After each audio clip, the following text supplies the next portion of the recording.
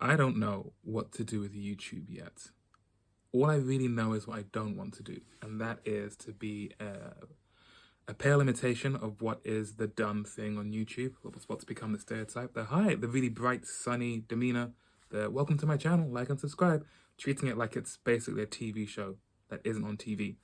I want what I do to be informal, to as much as possible be one take, not the jump cuts to get rid of any dead noise. Did I mention I don't know what to do with YouTube? Okay, we're going to keep going because I don't really want to restart this for the 10th time.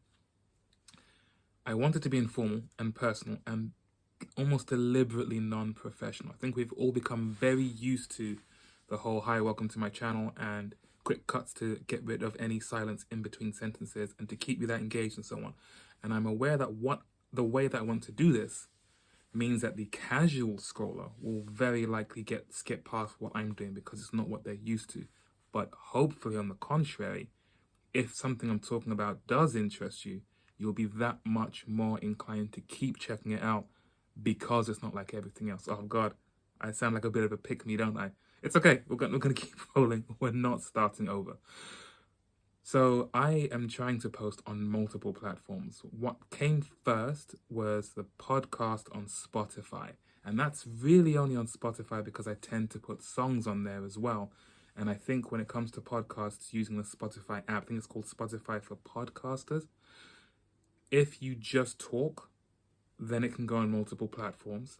If you put music in there as well, then it's only on Spotify. And if you have a paid Spotify account, you can hear the whole song.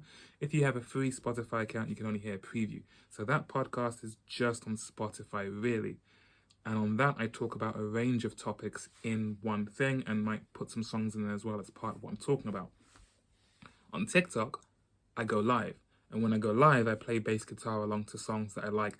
I'm trying to be something of a one-man revival of the quote-unquote indie sleaze nature. So it's a little bit less of me playing bass guitar and people saying, oh, play Red Hot Chili Peppers, play Primus, play Metallica, and me trying to show off how good I am at bass. And it's a bit more like, let me show you guys some songs that I really loved that might have been overlooked in the grand scheme of things. Also, playing the Strokes seems to be like catnip over there. You can see how many people are watching you as you stream. I get 50, 60, 70 people. I play the Strokes, it can jump up to 150. It's really interesting. And I'm not even that big a fan of the newest album, but it's interesting how much an effect that band has. Now, when it comes to YouTube, I've already said I'm not trying to do what is the done thing. The hi, welcome to my channel, that bright, sunny thing, the skits, the pranks, the get ready with me, that type of stuff. Really backing myself into a corner here when I keep marking out all the stuff I don't want to do. What I also don't want to do, though, is just warmed up leftovers of what I do on TikTok. I am aware you can just essentially share your TikTok videos on YouTube Shorts. It's advised to get rid of the TikTok watermark. But I want to try and do something different on here. Right now, I'm leaning towards what I'm doing right now, which is just the stream of consciousness, talking about the narrative of what it is that I'm trying to do. With the podcast, it'll be a stream of consciousness thing about particular topics, as well as how things are going with me. With the TikTok, it'll be short videos about a particular thing, as well as me playing bass covers and me just playing bass and talking about music from the 2000s. Here, I don't know. Also, this is the most intimidating thing. I'm getting better at pressing record on TikTok, largely because I'll have picked out a song and a thing I want to play, or I'll pick out a topic I want to talk about and be ready to try and chop it up or something. But with this, I'm not recording in YouTube. Straight away, that makes it more intimidating because it's like having a blank page, if that's possible. And as soon as you press record on this way, it's really easy to choke up. And also just seeing myself like this, at least when you record on TikTok, you see yourself within the frame of TikTok. There's just something different about it. Maybe you can already have a sound there. You can already put text. There's a different atmosphere to it. But having to record in just my phone's camera feels weird. I did consider briefly filming my podcast. But again, I have music on there, so that wouldn't really work because it'd be a bit awkward how it's different from one to the other. It feels weird to me just in general that podcasts are now, as a default, if someone says you have a podcast, the first question will be, oh, where can I watch it, and not where can I listen to it? Because for me, the idea of it was that it's something you can enjoy while doing something else. It doesn't distract you. I can listen to a podcast if I was walking somewhere, if I was doing a chore at home, if I was running errands outside. That's what I want a podcast to be. That's what I want my podcast to do, to accompany you, not to be the thing you have to sit down and make the focus of your attention. Doing a lot of rambling here. I think there'll be some overlap between what I do on the podcast and what I do here. I'm very aware this might be the most boring YouTube video ever. Hopefully you won't all think that. And maybe if you have some ideas of what this space could be for specifically, feel free to let me know in the comments. I hope you didn't mind my 16-minute rant about Brandon Flowers in the last video. I am very much aware I don't want all the videos to be that long. Because I think if I'm doing this more informal, more one-take approach, it tests the patience a little bit. It tests the attention span, which I hope will just will endear me more to you, or make you more endeared to this. I don't know how to use that word properly. But hopefully this approach will grow on you. But I think it can be a bit trying if it goes on for a very long time. It's all a work in progress. It's all a little bit fluid right now. What's on my mind right now, though, which I will talk about on the podcast, which I'll record after this, is mind empty, head empty, brain smooth. I watched Jay Paul do his live stream this morning on YouTube, and there were some highs and lows before that happened. First of all, there was the high of just believing he was on the lineup for Coachella in the first place. I have been a fan of Jay Paul since the start. I've been more loosely paying attention since the Leak album originally came out in 2013. I haven't joined the Paul Institute thing that Jay Paul started with his brother AK. I'm also not 100% sure it's pronounced Jay. It might be Jai Paul, I know. Apologies if I'm saying it wrong. I'm going to go with Jay. But the live stream of the show this morning was incredible. I watched back my favorite songs a few times as well. And if anyone happens to have a link to a downloadable version of it, you should not do that for piracy reasons. And I definitely don't want you to send me a private message of where I can download that. Definitely not. This is the stuff I want to talk about in the podcast, but here more specifically, okay, bear with me 1 second, because I know we're getting close to the 10-minute mark, which is what I'm trying to aim for. Bear with me a second. Still here, just a sec.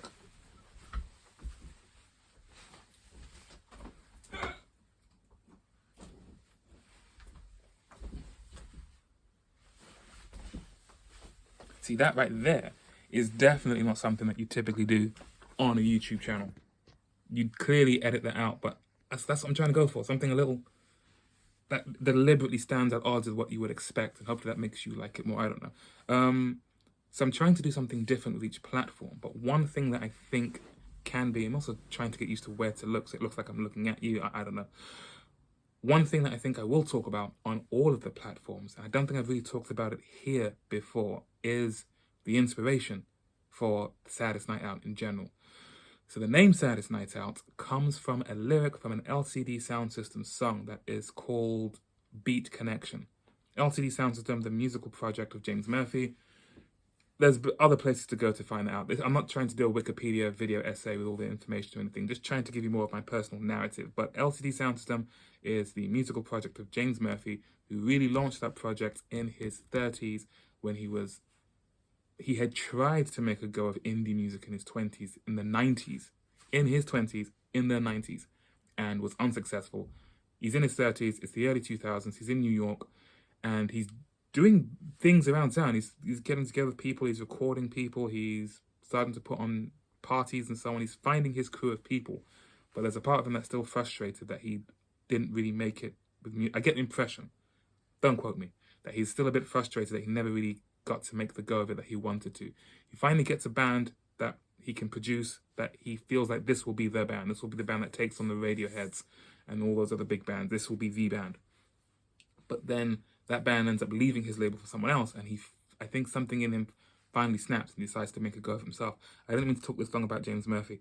Anyway, the name Saddest Night Out, the name, let me breathe for a second. Let me slow down the way I'm talking. You can tell how much I'm starting to overthink, and then my talking gets faster, and I don't even know if there's subtitles on this.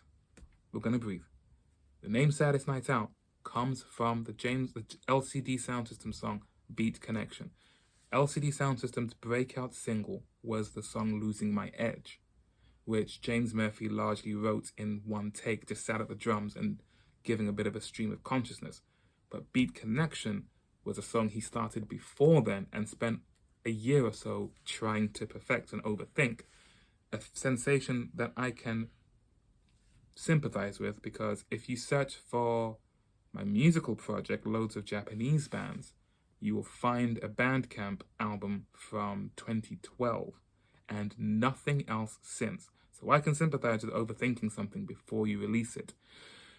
The theme, the vibe of that song, Beat Connection, he talks about, maybe somewhat sarcastically or maybe sincerely, about how essentially everything sucks.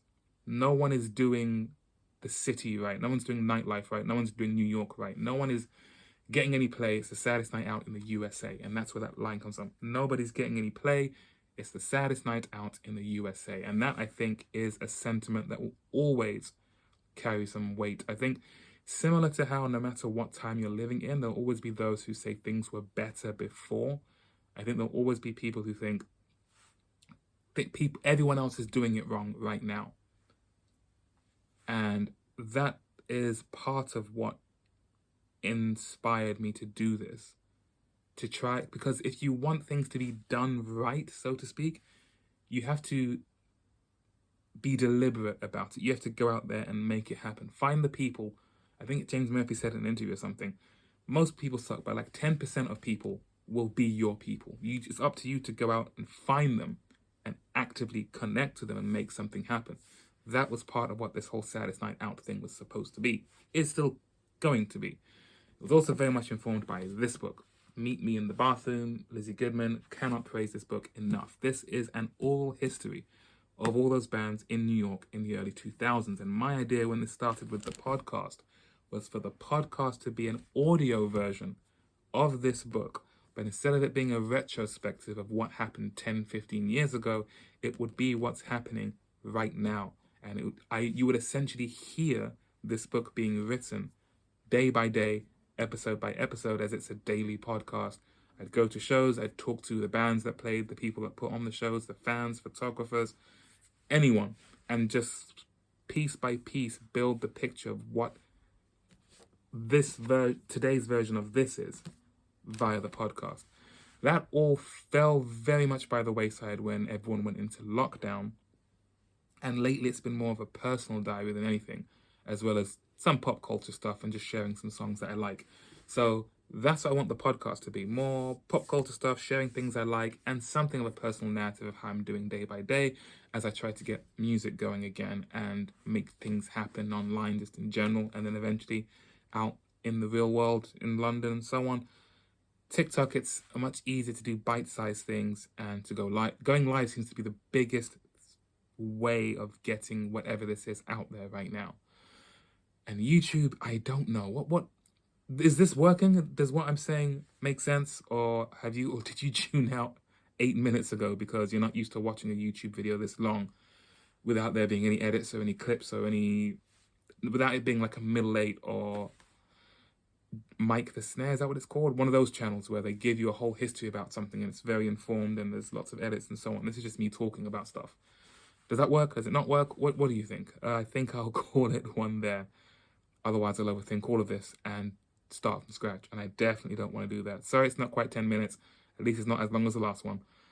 There should be a link in my bio somewhere for where you can find me. Just search for Saddest Night Out as one word and you'll see where I am. Otherwise, I will see you on the next video. Take care.